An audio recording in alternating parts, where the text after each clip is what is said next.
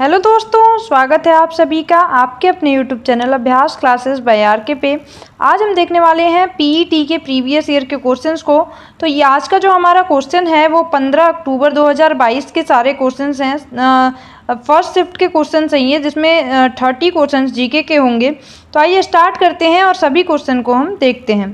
तो हमारा जो पहला क्वेश्चन है, निम्नलिखित में से किस युग में तांबे का पहली बार उपयोग किया गया?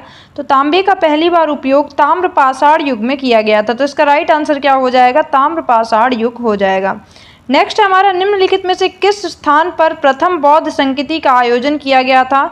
तो जो पहली बौद्ध संगीति का आयोजन किया गया था वो राजगृह में किया गया था। और किसके टाइम पीरियड पे किया गया था? तो अजातशत्रु जो थे उनके समय काल में ये बौद्ध संगीति की गई थी। पहली किसके काल में हुई थी? तो पहली जो हुई थी वो अजातशत्रु के शासनकाल में हुई थी। जो दूसरी बौद्ध संगीति हुई थी उसे ध्यान रखना है, कालाशोक के शासनकाल में हुई थी। जो तीसरी हुई थी वो पाटलिपुत्र में अशोक के टाइम में हुई थी। तो जो तीसरी हुई थी ये बहुत इंपॉर्टेंट है। तो जो तीसरी बौद्ध संगीति हुई थी वो पाटलिपुत्र में अशोक के टाइम पे हुई थी। और जो चौथी हुई थी वो कनिष्क के टाइम में हुई थी, कुंडलवन नामक जगह पे। तो इसका राइट आंसर दूसरे का क्या हो जाएगा? राजगृह हो जाएगा। अगला हमारा, निम्नलिखित में से कौन वह व्यक्ति है जिनका नाम देव नाम प्रियदर्शी भी है? तो ये उपाधि जो थी मौर्य सम्राट जो अशोक थे उनका नाम था। तो ये उपाधि मौर्य सम्राट जो अशोक थे उनके लिए था, देव नाम प्रियदर्शी। अगला क्वेश्चन देखते हैं। अगला है हमारा, संगमरमर पर पित्रादूरा या रंगीन पत्थर की जड़ाई का काम डैश के समय बहुत लोकप्रिय हुआ? तो इसका राइट आंसर हो जाएगा, शाहजहां के टाइम पे संगमरमर का काम बहुत ही ज़्यादा लोकप्रिय हुआ था। अगला है हमारा, जब ईस्ट इंडिया कंपनी की स्थापना हुई तब भारत पर निम्नलिखित में से किसका शासन था? जब ईस्ट इंडिया कंपनी की स्थापना हुई तो उस समय भारत में मुगल सम्राट का शासन था। अगला हमारा, भूदान ग्राम दान आंदोलन निम्नलिखित में से किसके द्वारा शुरू किया गया था? तो भूदान ग्राम दान आंदोलन जो था ये विनोबा भावे जी के द्वारा शुरू किया गया था। अगला हमारा, दांडी नमक यात्रा के दौरान निम्नलिखित में से किस सामाजिक कार्यकर्ता ने गांधी जी को आंदोलनों को केवल पुरुषों तक सीमित न रखने के लिए राजी किया था? तो कमला देवी चट्टोपाध्याय के द्वारा राजी किया गया था गांधी जी को, ताकि आंदोलन में महिलाओं को भी शामिल किया जा सके। अगला क्वेश्चन क्या है हमारा? अगला है, राष्ट्रवाद की पहली स्पष्ट अभिव्यक्ति निम्नलिखित में से किस क्रांति के साथ हुई? तो जो फ्रांसीसी क्रांति हुआ 1789 में, इसके बाद से पहले सबसे स्पष्ट अभिव्यक्ति हुई थी राष्ट्रवाद की। अगला क्वेश्चन देखते हैं। तो हमारा अगला क्वेश्चन है क्वेश्चन नंबर 9। क्वेश्चन नंबर 9 क्या है? सरकार के निम्नलिखित में से किस अधिनियम के कारण बम्बई से सिंध प्रांत का निर्माण हुआ?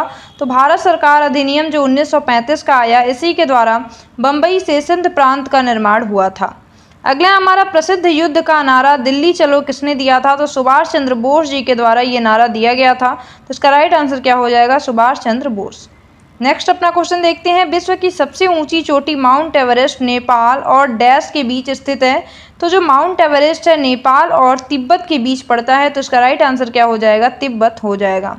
नेक्स्ट हमारा, निम्नलिखित में से भारत अक्टूबर की गर्मी का मुख्य कारण क्या है? तो जो इसका राइट आंसर हो जाएगा वो हो जाएगा उच्च आर्द्रता से जुड़ा उच्च तापमान जो है ये अक्टूबर की गर्मी का मुख्य कारण होता है। अगला है हमारा, भारतीय मानक समय ग्रीनविच मध्य समय से डैश आगे है। तो ये 5.5 घंटा आगे है। तो ध्यान रखिएगा ये कितना है? 5.5 घंटे आगे है। अगला क्वेश्चन क्या है हमारा, निम्नलिखित में से कौन जनसंख्या वितरण को प्रभावित करने वाला आर्थिक कारक नहीं है? तो पानी की उपलब्धता जो है ये आर्थिक कारण नहीं है जनसंख्या वितरण को प्रभावित करने वाला। नेक्स्ट हमारा, भारत की पंचवर्षीय योजनाओं को अंतिम स्वीकृति निम्नलिखित में से किसके द्वारा दी गई? तो राष्ट्रीय विकास परिषद के द्वारा जो पंचवर्षीय योजनाएं थीं उनको अंतिम स्वीकृति दी गई थी। तो इसका राइट आंसर क्या हो जाएगा? राष्ट्रीय विकास परिषद।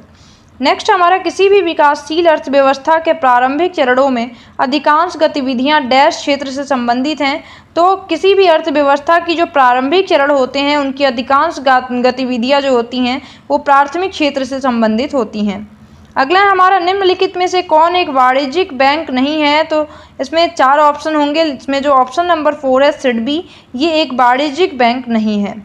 नेक्स्ट है हमारा, निम्नलिखित में से कौन सा सार्वजनिक क्षेत्र का उपक्रम संसद के तहत एक विशेष कानून पारित करके स्थापित किया गया है? तो इसका राइट आंसर क्या हो जाएगा? वैधानिक नियम।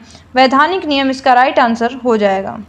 नेक्स्ट हमारा, भारत की संघ कार्यकारिणी में निम्नलिखित में से कौन शामिल नहीं है? तो राज्यों के जो मुख्यमंत्री होते हैं भारत की संघ कार्यकारिणी में शामिल नहीं होते हैं। तो इसका राइट आंसर क्या हो जाएगा? राज्यों के मुख्यमंत्री।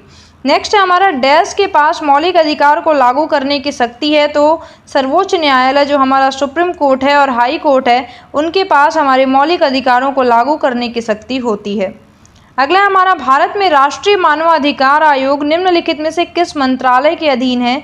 तो जो राष्ट्रीय मानवाधिकार आयोग है भारत का, ये गृह मंत्रालय के अंतर्गत काम करता है। तो ये किसके अंतर्गत है? तो गृह मंत्रालय के अंतर्गत है। नेक्स्ट हमारा, निम्नलिखित में से किसी केंद्र शासित प्रदेश में उच्च न्यायालय स्थापित करने का अधिकार है? तो जो संसद है, भारत की जो संसद है, उसे किसी भी केंद्र शासित प्रदेश में उच्च न्यायालय को स्थापित करने का अधिकार है। नेक्स्ट हमारा, निम्नलिखित में से कौन सा अनुच्छेद भारतीय संविधान में सर्वोच्च न्यायालय की स्थापना और गठन के बारे में बात करता है?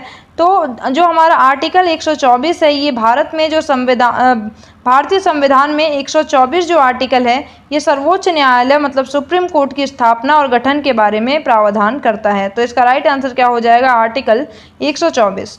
नेक्स्ट हमारा, तारों का रंग निम्नलिखित में से किस पर निर्भर करता है? तो तारों का जो रंग है उसके तापमान पर निर्भर करता है। नेक्स्ट हमारा है, निम्नलिखित में से कौन सी गैस ग्लोबल वार्मिंग के लिए जिम्मेदार है? तो ग्रीन हाउस जो गैसेस होती हैं वो ग्लोबल वार्मिंग के लिए जिम्मेदार होती हैं।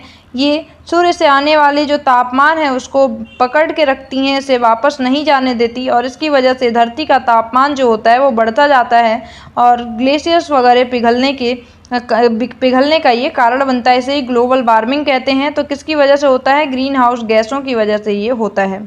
नेक्स्ट हमारा, न्यूमोनिया मानव शरीर के निम्नलिखित में से किस अंग को प्रभावित करती है? तो जो न्यूमोनिया होती है ये फेफड़े को प्रभावित करती है। अगला हमारा, निम्नलिखित में से कौन सा वनस्पति रेशा नहीं है? तो नायलॉन जो है ये आर्टिफिशियल रेशा है, ये प्राकृतिक रेशा नहीं है। नेक्स्ट हमारा, पादप कोशिका भित्ति निम्नलिखित में से किससे बनी होती है? तो जो पादप की कोशिका भित्ति होती है जो कि जंतुओं की कोशिकाओं पे नहीं पाई जाती, ये जो कोशिका भित्ति है ये सेलुलोज की बनी होती है। तो राइट आंसर क्या हो जाएगा? सेलुलोज हो जाएगा। तो ये हो गए हमारे जो 15 अक्टूबर के पेपर हुए थे पीईटी के, उसके फर्स्ट शिफ्ट के सारे क्वेश्चन थे। अब हम सेकेंड शिफ्ट के भी क्वेश्चन को बहुत जल्दी देखेंगे नेक्स्ट वीडियो में। तो मिलते हैं अगली वीडियो में, तब तक के लिए bye bye, have a nice day, thank you so much.